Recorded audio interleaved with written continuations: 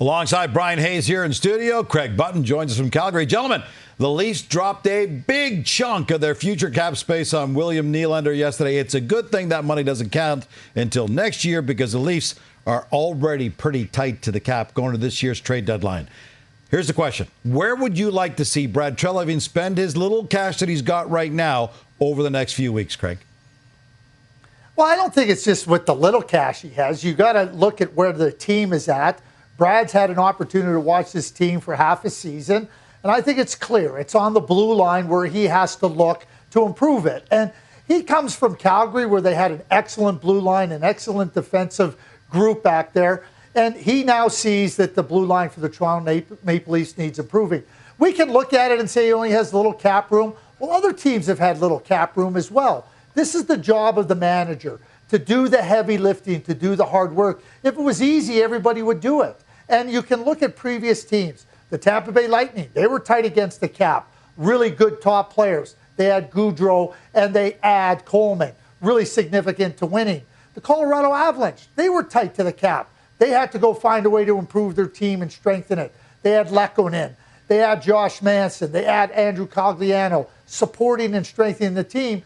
And you can even look to the Vegas Golden Knights last year adding Barbashev. Really significant improvements to a team. And now Brad's had a chance to look at his team. And if they want to improve and give themselves a better chance come playoff time, the blue line is where you have to find that's where you got to do the work. Yeah, I agree with Craig. I mean, I think Brad Treliving has said that publicly, Gino. That's where he wants to spend the money. The question is, what kind of assets are you willing to give up to go and get it? Because as you said, Craig, and as you know, GMs in this league, they're building for today, but they're also building for the future. And his predecessor, Kyle Dubas, under the guise of Brendan Shanahan, went all in, trade deadline after trade deadline. And this is not a deep farm system. And if you're going to allot that much money to so few players, you better have studs up and coming, Gino, that are going to play cheap and going to have impacts on this team in the future. I want to follow up on that. We did the math yesterday. Over $51 million committed to Matthews, Marner, Nylander, Tavares, and Riley for next year.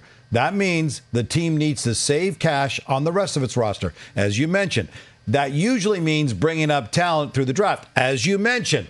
But, Brian, what happens to the Leafs if they keep trading away their draft picks and prospects for short-term deadline upgrades? Well, they might run into a situation that Chicago's currently in, that Pittsburgh's currently in. The difference is those teams won their Stanley Cups. The Leafs didn't. That's the conundrum, Gino, is the Maple Leafs are in a win-now, got-to-chase the cup type of mode because they haven't done it before, yet they have a farm system very similar to teams that have won multiple Stanley Cups. So you've got to make sure that you're searching for the appropriate pieces. They're going to make Matthews happy, Nylander happy, your fans happy. They are a very good team. They need to improve to chase a Stanley Cup. All I'm saying is they cannot just sell pieces and think this is the only season. This plan for William Nylander includes 8 more after this. Yeah. Austin Matthews, 4 more after this. It's going to be tricky, Craig.